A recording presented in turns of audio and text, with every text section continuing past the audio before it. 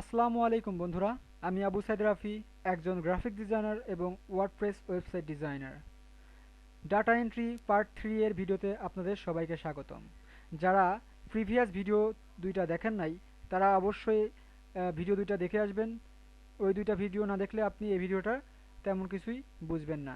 তো উপরের আই বাটনে আমি প্লেলিস্টার লিঙ্কটা দিয়ে রাখবো, ওইখান থেকে দেখে নিতে পারেন। তো চলেন স্টার্ট করা যাক আজকের টিউটোরিয়াল।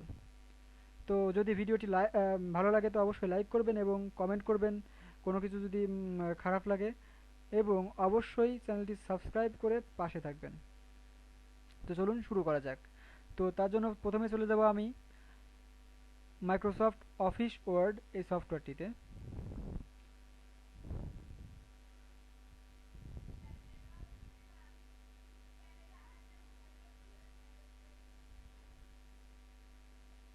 সফটওয়্যারটি ওপেন হয়ে গেছে।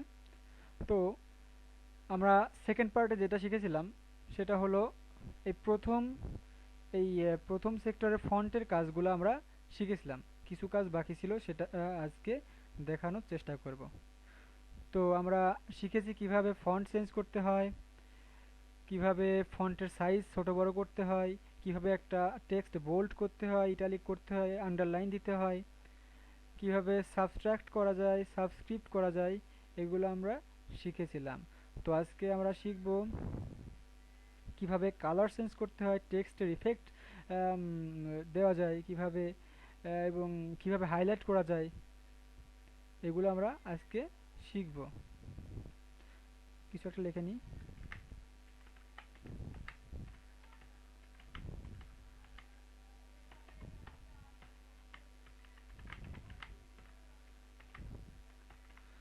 তো এটা লিখলাম আমি।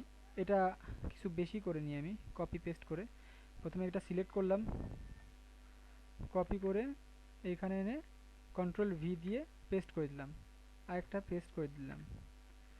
তো এইটুকুর মধ্যে আমরা কি করতে পারি, এইটার কালারটা, এই টেক্সটের যে কালারটা আছে সেই কালারটা আমি চেঞ্জ করব। প্রথমে একটু ফন্টের সাইজটা বড় করে নিই, 14 ঠিক আছে। এটা কালো আছে, ব্ল্যাক থাকে অটোমেটিক কালার ব্ল্যাক। তো এখান থেকে আমরা যেভাবে কালারটা চেঞ্জ করতে পারি, এইখানে দেখেন একটা ফন্ট কালার নামে একটা অপশন আছে, এখানে এ এর নিচে একটা লাল রঙের দাগ দেওয়া আছে। তো এইটাতে আমরা ড্রপ ডাউন অ্যারোতে ক্লিক করব। এখানে এর পাশে দেখেন একটা ড্রপ ডাউন অ্যারো আছে, তো এখানে আমরা ক্লিক করলে এখানে অনেকগুলো কালার আমরা পেয়ে যাচ্ছি। তো এখান থেকে বিভিন্ন কালার আছে, যেটা আপনার পছন্দ সেইটা আপনি নিতে পারেন। এখানে বিভিন্ন কালার্স এখানে আছে, স্ট্যান্ডার্ড কালারসগুলোও নিচে দেওয়া আছে। তো আমি এইটা রাখলাম। রাখার পরে এখন এই কালারটা ফুল কিন্তু কালার ব্লু হয়ে গেছে। আপনি চাচ্ছেন যে এই ভিতরে এই কুইক এই ওয়ার্ডটা শুধুমাত্র রেড হবে, তো আমরা এখান থেকে রেড করে দিব। দেখেন শুধু কুইকটা রেড কালারের হয়ে গেছে। তো এরপরে আমরা যেটা দেখবো সেটা হলো টেক্সটের ইফেক্ট। তো টেক্সটের ইফেক্টটা আমরা এখন দেখব। এই কুইকটুকু এইটুকু আমরা সিলেক্ট করে কন্ট্রোল সি ইন্টার দিয়ে নিচে নামিয়ে কন্ট্রোল ভি দিয়ে এটা মাঝামাঝিতে আনবো। আনার পর এটা একটু বড় করলাম, 18 ফন্ট। ওকে। তো এইটা ধরেন আমাদের টাইটেল, এই টাইটেলে আমরা একটা ইফেক্ট যোগ করব। ইফেক্ট যোগ করার জন্য অবশ্যই এটা সিলেক্ট করতে হবে। করার পরে এখানে আমরা দেখতে পাচ্ছি টেক্সট ইফেক্ট নামে একটা অপশন আছে, এখানে আমরা ক্লিক করলে এখানে অনেকগুলো অপশন আমরা দেখতে পাচ্ছি। আপনারা একটু এদিকে লক্ষ্য করলে দেখতে পারবেন এগুলো অনেকভাবে আমরা কিন্তু দেখতে পাচ্ছি, নতুন নতুন সব ইফেক্টস। তো আমাদের যেটা পছন্দ হয় আমরা টাইটেলের ক্ষেত্রে বা যে কোনো ক্ষেত্রে আমরা এই ইফেক্টগুলো যোগ করতে পারি। ধরেন আমার এটা পছন্দ হলো, তো আমি এটা ক্লিক করলাম, এটা এরকম হয়ে গেল। এখন নিচে দিয়ে যদি আমরা আন্ডারলাইন দিই, একটা আন্ডারলাইন এখান থেকে চুজ করি, এটা ধরেন দিব বা এটা দিই। ওকে। তো এখানে দেখেন আন্ডারলাইনটা হয়ে গেছে। তো এরকমভাবে আপনি একটা টেক্সট ইফেক্ট যুক্ত করতে পারেন। আর আগে যেটা দেখালাম এটা কালার চেঞ্জ করতে পারেন কিভাবে, সেটা আপনারা এখান থেকে করতে পারেন।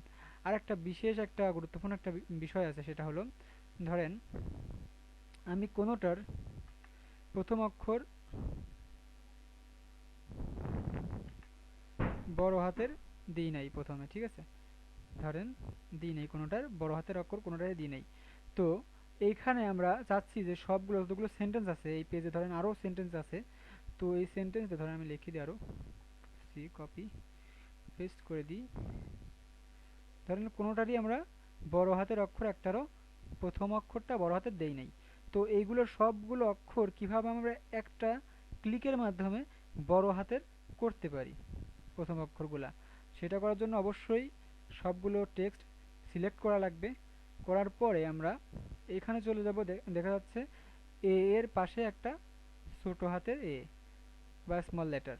তো এখানে আমরা ক্লিক করলে এটার নাম হলো কেস চেঞ্জ, ঠিক আছে, চেঞ্জ কেস। তো এখানে যদি আমরা ক্লিক করি দেখা যাচ্ছে এখানে সেন্টেন্স কেস আছে, লোয়ার কেস আছে, আপার কেস আছে, ক্যাপিটালাইজ ইস ওয়ার্ড আছে।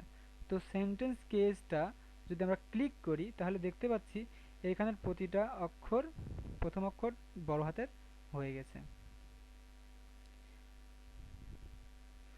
তো এইভাবে আমরা কেসটা চেঞ্জ করতে পারি। বিভিন্ন কেস আছে, ধরেন আমি এই অক্ষরটার এই ওয়ার্ডটার প্রথম অক্ষরটা বড় হাতের, শুধু এই বড় হাতের করতে যাচ্ছি, তাহলে চেঞ্জ কেসে গিয়ে আমরা যদি সেন্টেন্স কেসে ক্লিক করি তাহলে এটার সরি এই যে এটা ক্যাপিটাল ইস ওয়ার্ডে যদি আমরা ক্লিক করি তাহলে প্রথম অক্ষরটা বড় হাতের হয়ে যাবে। ওকে, তো এইভাবে আমরা কেস চেঞ্জ করতে পারি বিভিন্নভাবে একই সিস্টেমে। ওকে, তো তো নেক্সট আমরা যে বিষয়টি দেখতে যাচ্ছি সেটা হলো প্যারাগ্রাফ সেকশনে। আমরা দেখতে পাচ্ছি প্যারাগ্রাফ সেকশনের মধ্যে অনেকগুলো টুলস আছে, এগুলো ব্যবহার আমরা শিখবো। এটা খুবই গুরুত্বপূর্ণ একটা সেকশন, তো খুবই মনোযোগ সহকারে দেখার চেষ্টা করবেন। তো আমরা ধরেন এটা কপি করে রাখি, সি আর ডিলিট করে দেওয়ার পরে এগুলো উঠাই দিই। এখন আমরা দিয়ে দিলাম, ওকে। তো এটা আমরা লিখলাম, ধরেন এটা আমাদের টেক্সট এতটা আছে বা তারও বেশি থাকতে পারে, সমস্যা নাই। তো আমরা দেখব যে এই লেখাগুলো দেখেন একটা লাইন এই পর্যন্ত, একটা লাইন একটু বড়, একটা ছোট, একটা বড়, একটা ছোট, ঠিক আছে। এখন এই লাইনগুলো আমরা কিভাবে একদম সমান চারদিক থেকে একদম সমান করতে পারি, তো এইটার জন্য আমরা আরেকটু বড় করে নিই টেক্সটটা, তাহলে বুঝতে সুবিধা হবে। ভি, ওকে, দেখতে পাচ্ছেন এটা কিন্তু লাইনগুলা সমান নেই, এক একটা এক এক সাইজ। তো এইটা আমরা কিভাবে ঠিক করতে পারি, তো প্রথমে আমরা অল সিলেক্ট করব অবশ্যই। সিলেক্ট করার পরে আমরা দেখতে পাচ্ছি এখানে একটা আছে জাস্টিফাই নামে একটা অপশন আছে এখানে। এখানে যদি আমরা ক্লিক করি তাহলে দেখতে পাচ্ছি সব দিককার সবগুলো লাইন কিন্তু একেবারে সমান হয়ে গেছে।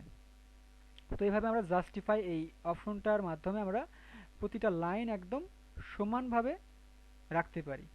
তো এরপরে যেটা আছে সেটা হলো এই অপশনটা, এটার নাম হলো অ্যালাইন টেক্সট রাইট। ওকে, তো আমরা প্রথমে দেখছিলাম এরকম ছিল, মানে এটা হলো অ্যালাইন টেক্সট লেফট, মানে এই দিক থেকে শুরু হয়ে মানে এইদিকে লাইনটা এই হবে, ঠিক আছে, শেষ হবে। আর এটা হলো দেখেন এই দিক থেকে শুরু, ঠিক আছে। আর এটা তো বুঝতেই পারছেন এটা একদম সবগুলা লাইন মাঝামাঝি বরাবর থাকবে, সেটা যতবার ছোট বড় হোক, দেখেন সবগুলো কিন্তু মাঝামাঝি অবস্থানে আছে। ওকে, তো আর জাস্টিফাইটা সবথেকে গুরুত্বপূর্ণ, জাস্টিফাইটাই বেশিরভাগ ইউজ করার চেষ্টা করবেন, এটাই বেশিরভাগ জায়গা দেখবেন এটাই ব্যবহার করা হচ্ছে। তো এইটাতে আমি ক্লিক করে রাখলাম, এখানে দেখেন সবটা কিন্তু সুন্দরভাবে সমান হয়ে গেছে। তারপর আমরা যেটা দেখব সেটা হলো বুলেটের ব্যবহার। এখানে দেখেন বুলেটস, এটাও নাম্বারিং, এটা কি আছে মাল্টি লেভেল লিস্ট। এইগুলোর মাধ্যমে হলো আপনার ওই ইয়েগুলা এমসিকিউ গুলা প্রশ্নগুলা কিন্তু এটার মাধ্যমে করা হয়, মাল্টি লেভেল লিস্ট। তো প্রথমে আমরা বুলেটের ব্যবহারগুলো দেখি, এটা কপি করে রাখি, তো সি ডিলিট করে দিই। তো আমি এখানে আপনারা দেখতে পাচ্ছেন এখানে আছে, দেখেন লাইন শেষ হওয়ার প্রথমের দিকে এরকম কিন্তু কিছু ডট থাকে, বুলেট থাকে, এগুলোকে বলা হয় বুলেট। বিভিন্ন চিহ্ন এরকম থাকতে পারে, এরকম থাকতে পারে, এরকম থাকে, অনেক জায়গা টিক চিহ্ন থাকতে পারে, এরকম থাকতে পারে।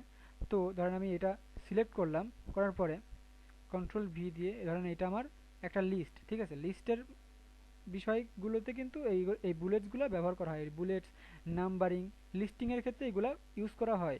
তো এই লাইনটা ধরেন এটা লেখা আছে, বা আমি দিলাম এখানে রাফি, ওকে, রাফি, ওকে। তার সেকেন্ড লিস্টে আছে ধরেন রাফাত, থার্ড নম্বরে আছে রোহিত। এরকমভাবে আপনারা লিস্টটা করতে পারবেন বা কোনো কিছু লিস্টিং করতে পারবেন এই বুলেটগুলোর মাধ্যমে। তো এখানে অনেকগুলো বুলেট আছে দেখতে পাচ্ছেন, এই ড্রপ ডাউন অ্যারোতে আপনি যদি ক্লিক করেন এখানে দেখতে পাচ্ছেন অনেকগুলা কিন্তু এখানে আছে, ঠিক আছে। এখন এই দেখেন এইগুলো লেভেলগুলোও ঠিক করতে পারবেন এখান থেকে, তো এগুলো দরকার নেই। আপনারা সাধারণভাবে দেখতে পাচ্ছেন এরকমভাবে লিস্টিংয়ের ক্ষেত্রে বুলেটসগুলো আপনারা এখান থেকে ব্যবহার করতে পারবেন প্যারাগ্রাফ সেকশনে, হোম মেনুতে। তারপরে যেটা আছে সেটা হলো নাম্বারিং, একই সিস্টেম, নাম্বারিংও একই সিস্টেম, ওকে। তো আমরা এখানে ধরেন এগুলো কেটে দিই, এরপর আমরা সিলেক্ট করি নাম্বারিং। এ 1 2 3 4 আছে, 1 2 3 4-এর পরে ফার্স্ট ব্র্যাকেট আছে, এই রোমান সংখ্যা দেখতে পাচ্ছেন। তারপরে এবিসি আছে, ছোটো হাতের এবিসি আছে, এবিসি রোমান সংখ্যা ছোটো হাতেরগুলা। তো এখন আমরা ধরেন আমি নাম্বারিংটা 1 নম্বর থেকে শুরু করি, রাফি, ইন্টার, তাহলে একবারে 2 হয়ে যাবে, আবার 2 চলে আসবে, রাফাত, ইন্টার, কিবোর্ড থেকে ইন্টার প্রেস করবেন, ওকে। তারপরে আছে রোহিত, ওকে। এইভাবে আপনারা লিস্টিংয়ের ক্ষেত্রেও এইগুলা কিন্তু ব্যবহার করতে পারবেন নাম্বারিংটা। তারপর আপনার এইগুলো আছে লেটারিং আর কি, এখানে অনেকগুলো নাম্বারিং আছে, ওকে। তো এইরকমভাবে আপনারা ইউজ করতে পারবেন। তারপরে কি আছে এখানে আমরা দেখতে পাচ্ছি মাল্টি লিস্ট, এটাকে বলা হয় মাল্টি লেভেল লিস্ট, ওকে। তো এখানে ধরেন আমি 1 নম্বর দিলাম, ধরেন how to change a case from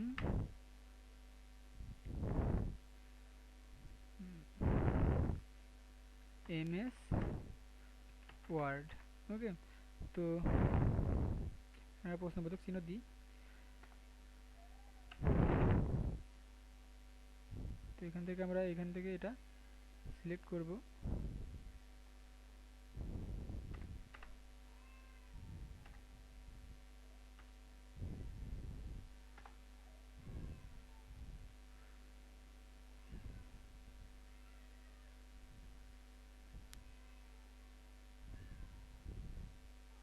এইটা দেওয়ার পরে ধরেন আমরা এখান থেকে একটা অপশনের সিস্টেম সিলেক্ট করলাম। 1 নম্বরে ধরেন এ থেকে শুরু,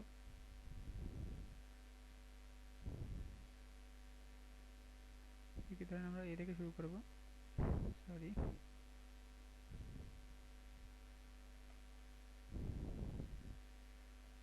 এটা সমস্যা করতেছে। তো এটাই থাকুক আপাতত।